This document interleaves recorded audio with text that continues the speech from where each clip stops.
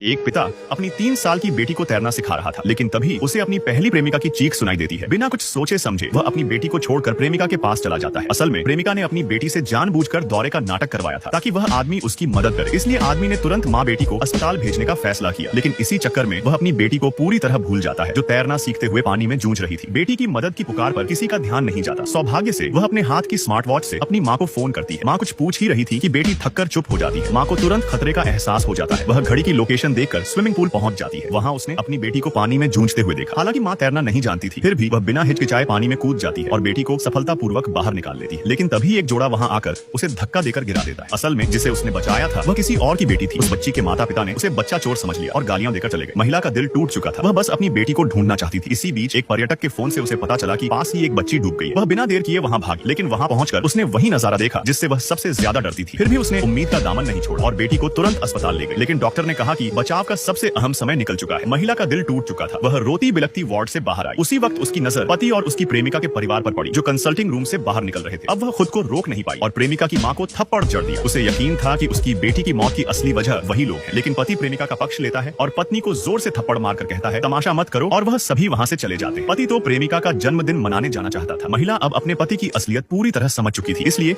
जब पति और उसकी प्रेमिका का परिवार जन्मदिन पार्टी के लिए पहुंचा, उधर महिला ने पूरे पार्टी स्थल को अपनी बेटी की श्रद्धांजलि